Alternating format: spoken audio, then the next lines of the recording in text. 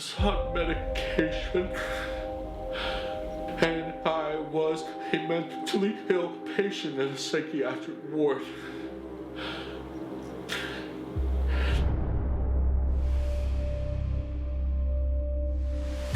I was able to discover at a very young age that my voice was an instrument.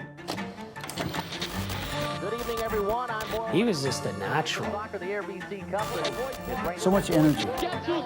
I said, dude, you have a talent. I'm gonna make it. I'm gonna become a major star. And then the biggest battle of my life began. I was sick. I was really sick. We call it bipolar disorder, but it really describes two phenomena. One is depressive episodes and what we call manic episodes. He'd have these breakdowns, rage, just the brain chemicals. We didn't know anything about it. Seeing someone with a mental disorder like that just melt down, you just go, wow. I'm a fucking prisoner of my own fucking mind. Hey, Mom, biggest show of my career. Thanks for your love and support. Good luck, Moto. Floyd Mayweather landing the right hand now at will. Attacks McGregor again.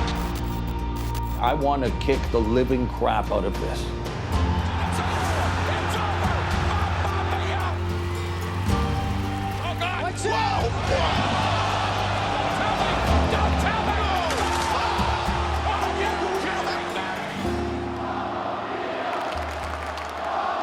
Mental illness may be a life sentence for a lot of us, but it does not have to be a death sentence.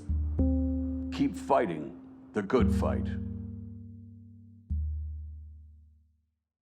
And I definitely appreciate everyone who's helping me fight the good fight. Looking forward to spreading a message of hope. That's coming up Friday, May 25th on Showtime. The Bipolar Rock and Rollers. We help cure stigma and help those suffering in silence when it comes to mental health issues. But tonight, we are all about the official weigh-in for an unprecedented day of boxing on Showtime platforms alongside Paul Malignaggi and Steve Farhood, who will join us momentarily. I am Mauro Ranallo. Coming up Saturday, 3 championship fights, 3 different countries. It begins at 5 Eastern as we have Lee Selby, Josh Warrington battling for a piece of the 126-pound crown across all SHOWTIME digital platforms at 5 o'clock Eastern from the UK. And then at 10:05 Eastern, another 126-pound title fight as Gary Russell Jr. puts his belt on the line against the undefeated Joseph Jojo Diaz Jr. And from there, we will go to my home and native land of Canada for the light heavyweight title fight between Adonis Stevenson and a former 2-division champion. Badou Jack moved up from 168 pounds to 175 in his last fight on the undercard of Mayweather-McGregor, sent Nathan Cleverly into retirement, but then relinquished that title in order to get the opportunity at Adonis Stevenson. So we will talk more about the 3 fights, but right now it's the official weigh-in for Gary Russell Jr. versus Joseph Diaz Jr. for the 126-pound title. Without further ado, let's go to Hall of Fame ring announcer Jimmy Lennon Jr. Ladies and gentlemen, a very good afternoon to you, and indeed we welcome you to the MGM National Harbor for the official weigh-in for our main event of the evening, an evening where Showtime showcases 3 world title bouts originating from 3 different countries. Tomorrow night's main event is brought to you by TGB Promotions in association with Golden Boy Promotions and Showtime. And we're sponsored by Corona Extra, La Cerveza Más Fina, and Casa Noble Tequila, the Noble Pursuit. Our main event of the evening, 12 rounds of boxing and a mandatory for the WBC Featherweight Championship of the World. And at this time, we invite our fighters to the stage. First, ladies and gentlemen, we have the undefeated challenger from Downey, California. His fine record, 26-0 with 14 knockouts. He is ranked the WBC #1 featherweight in the world. Please welcome the challenger, Joseph Jojo Diaz. And his opponent, ladies and gentlemen, we invite to the stage at this time the defending world champion from Capitol Heights, Maryland. 28-1 with 17 knockouts is his record. Here is the reigning and defending WBC featherweight champion of the world, Mr. Gary Russell Jr. Well, fans, tomorrow night's World Championship attraction is sanctioned by the WBC along with the Maryland State Athletic Commission. We'll invite our fighters to the scale at this time. Weight limit 126 pounds. First, once again, ladies and gentlemen, here's the challenger, former U.S. Olympian making his first attempt at a world title, the undefeated Joseph "Jojo" Diaz.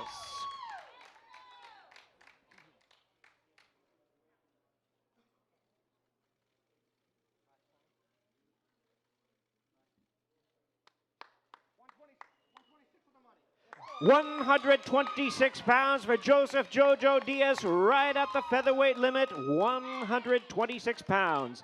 And here is the defending champion, former U.S. Olympian making the fourth defense of his title, the WBC featherweight champion of the world, Mr. Gary Russell Jr.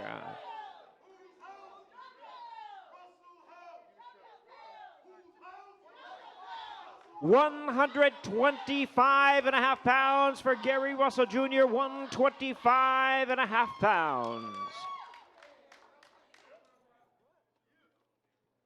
So it is official. It will be the 126-pound title currently owned by Gary Russell Jr. up for grabs when he faces Joseph "Jojo" Diaz Jr. Undefeated Diaz in his first world title fight actually told us that as a youngster he dreamed of winning his first title on the East Coast, the WBC strap, and get this, he dreamed of winning it on Showtime. We'll see if that visual comes to fruition on Saturday night in Gary Russell Jr.'s hometown. Technically, Russell lives just miles away from MGM National Harbor.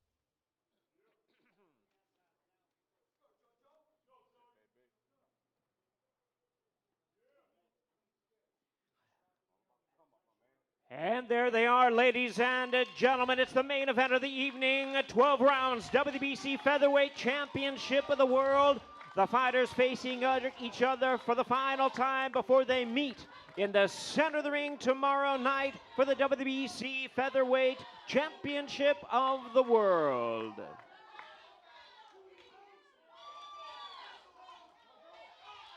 Joseph Diaz very fired up at the fighter meeting. A lot of nervous energy coursing through his veins. Very excited about this opportunity for Gary Russell Jr. Matter of fact, just another day at the office, and what a gig for Gary Russell Jr. Fights about once a year. A couple miles from the house. Yep.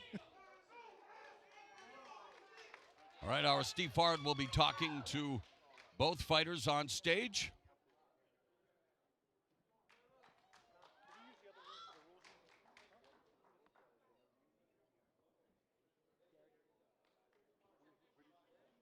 Again, Showtime Championship Boxing will be live on the air Saturday night at 10:05 p.m. And in just a moment, Hall of Famer Steve Farhood will be interviewing both of the fighters. We do want to bring to your attention, we have the remaining weigh-ins to take place immediately following. Don't go away. A full night of action, 7 bouts in total.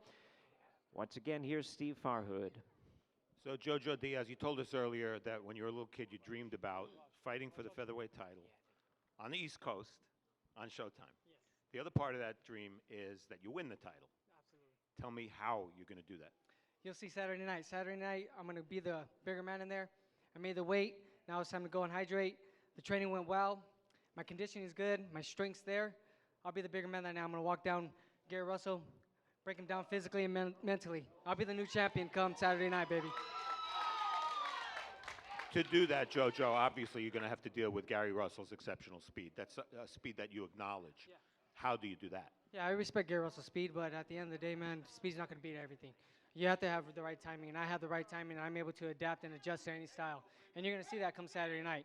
Gary Russell Jr., he is fast, and I respect that. We're going to give the fight fans a hell of a fight. Come Saturday night, everybody come in, tune in at the MGM. If everybody's on the East Coast, come on down to the MGM. If not, watch live on Showtime. We're ready, baby. Good sales job. Good luck, Jojo. Bring it, Gary. Our camera's right there, Gary. So, Gary, the champion, the defending champion, defending at home, we all know about your speed. Your dad was talking to us earlier that because of JoJo's style, we might see your one-punch power in this fight.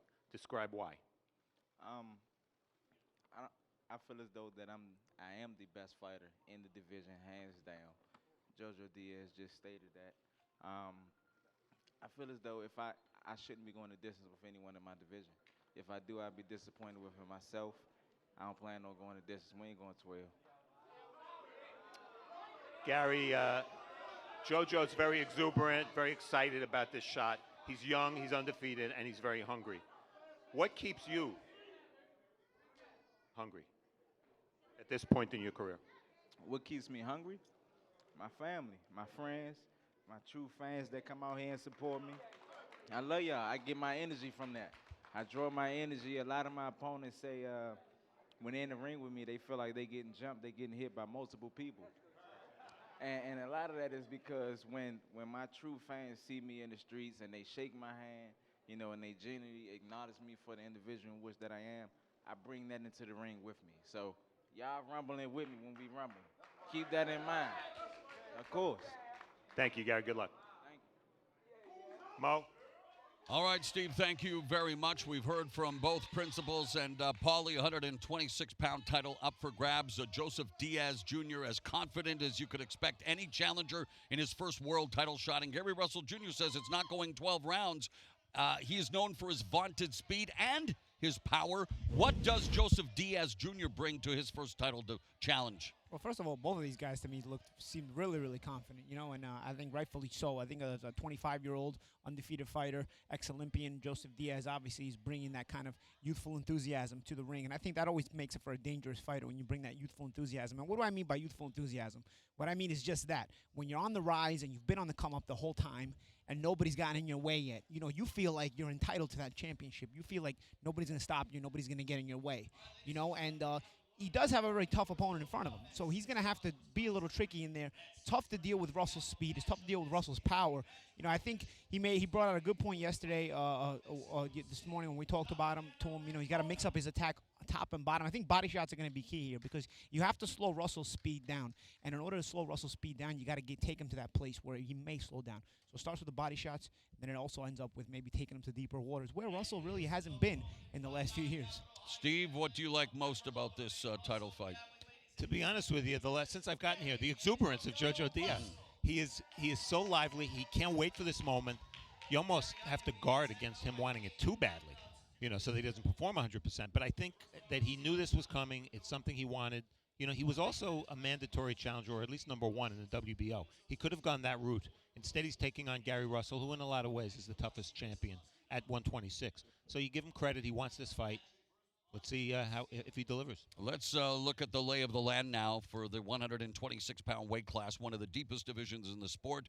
We saw Carl Frampton vanquish Nonito Donaire. Of course, he would love the trilogy fight with Leo Santa Cruz. Santa Cruz is going to have a rematch with Abner Mares coming up June 9th from Los Angeles here on Showtime. And, of course, tomorrow, we begin our unprecedented 3 title fights, 3 different countries on Showtime properties with Lee Selby, Josh Warrington over in the UK. When you look at the lay of the land, where does Gary Russell Jr.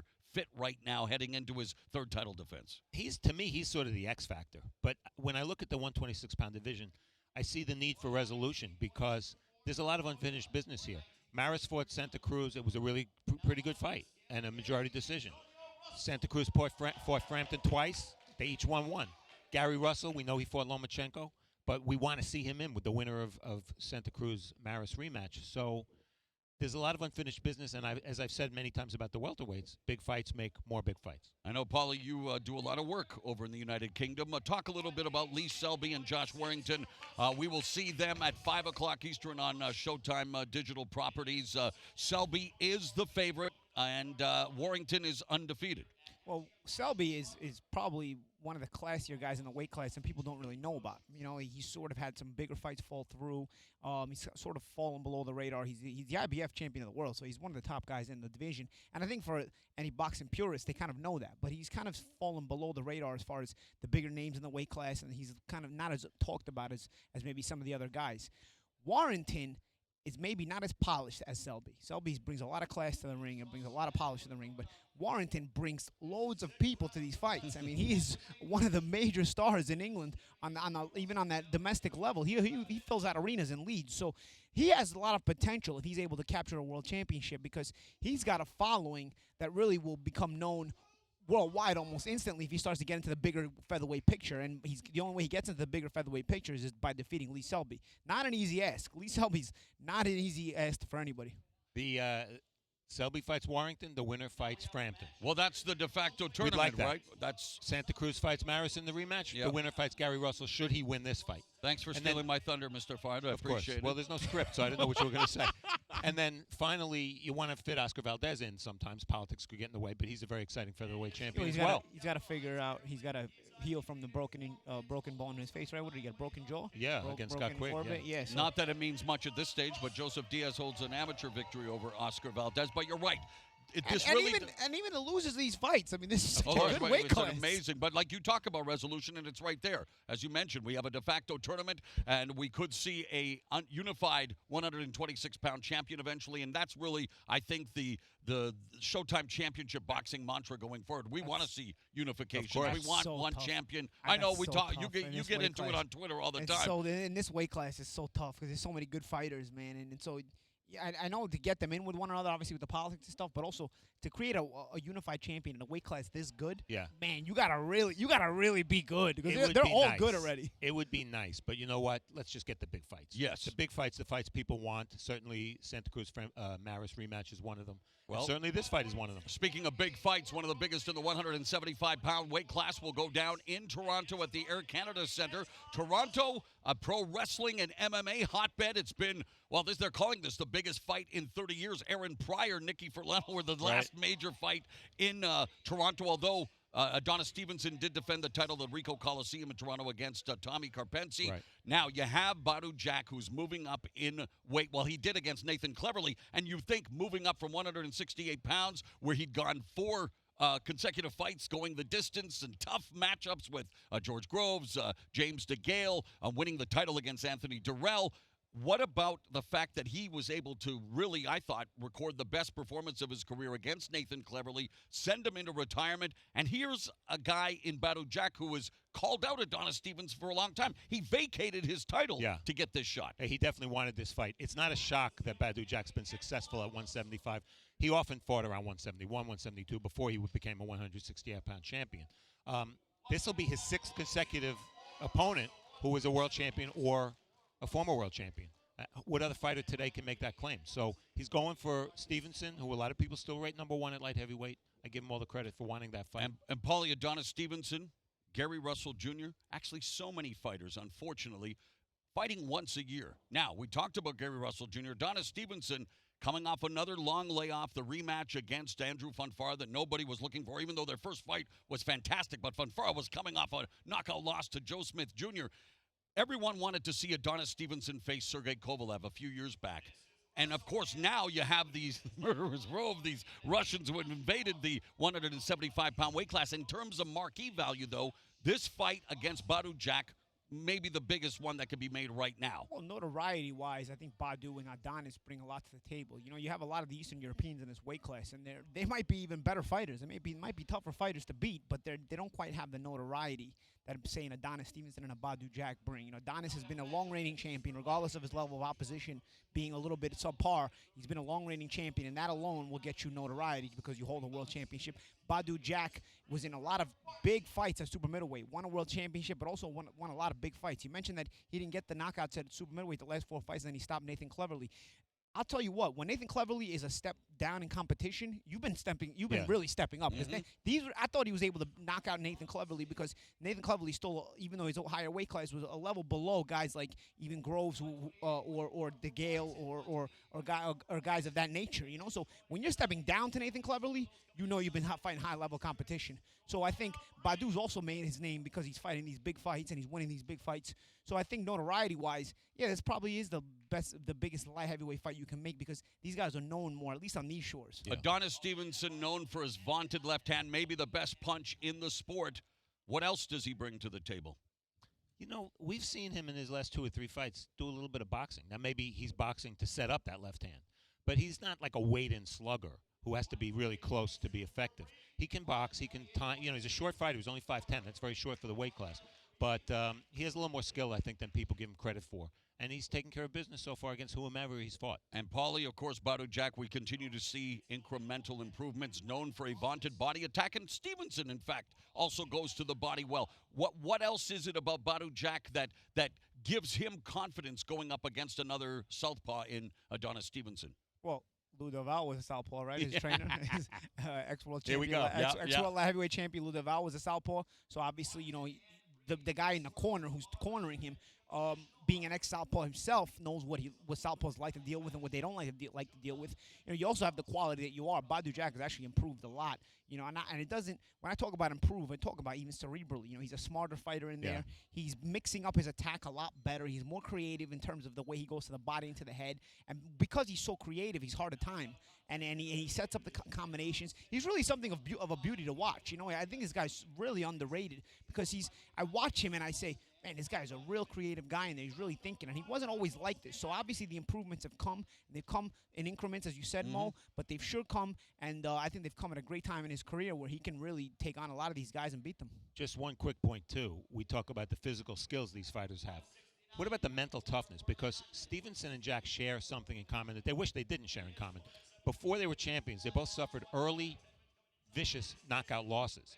And that's not easy to come. I mean, you didn't do that. That didn't happen to you. Stevenson avenged his loss to Darnell Booney. In fact, stopped Derek Edwards, who stopped Badou Jack. Right. But Badou Jack has put it behind him. And what does that say about a loss in boxing? We always talk about, you know, in MMA, when the rise of MMA, where you see Hall of Famers with 8 losses, that's because the best fight the best. I'm glad to see that in the sport of boxing now, a loss doesn't mean your career is over. Oh, it doesn't. Now we just got to convince the media to stop writing guys off when they get late. Look at Abner Maris, right? Look at Abner Maris. 100%. You just have to, you know, you have to convince the media when they write these articles that, you know, when they complain about one guy fighting a guy with 5 losses, oh, he should be fighting the undefeated guy, not the guy with 5 losses. Well, maybe the guy with 5 losses is a better fighter. Yes, but, you know, that happens a lot. When you have articles out like that, and you make guys start to take fear in taking that many losses, and they don't fight each other. So, but a quick point about that, Paulie, which everything you said is right. But because fighters are fighting less often than they ever did, the significance of the results is that much greater. 100%. All right, 3 major fights coming your way, and it all begins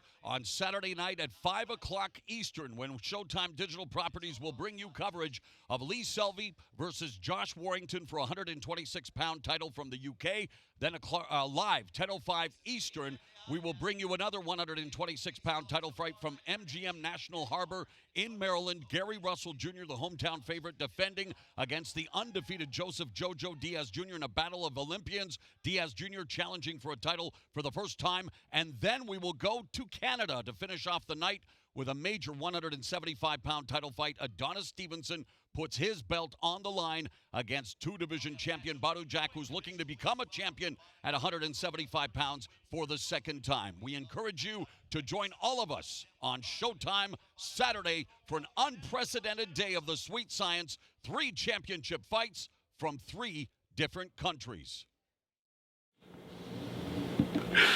I was on medication, and I was a mentally ill patient in a psychiatric ward.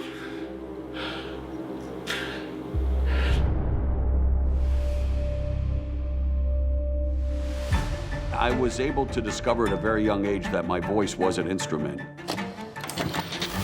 Good evening, everyone. I'm Warrington. He was just a natural. The RBC Company. So much energy. I said, dude, you have a talent. I'm going to make it. I'm going to become a major star. And then the biggest battle of my life began. I was sick. I was really sick. We call it bipolar disorder, but it really describes 2 phenomena. One is depressive episodes and what we call manic episodes. He'd have these breakdowns, rage, just the brain chemicals. We didn't know anything about it. Seeing someone with a mental disorder like that just melt down, you just go, wow. I'm a fucking prisoner of my own fucking mind. Hey, Mom, biggest show of my career. Thanks for your love and support. Good luck, Moto. Floyd Mayweather landing the right hand. I want to kick the living crap out of this.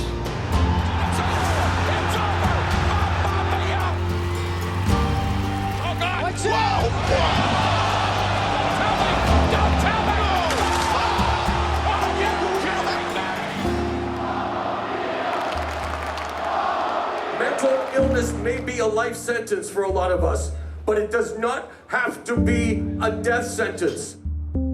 Keep fighting the good fight.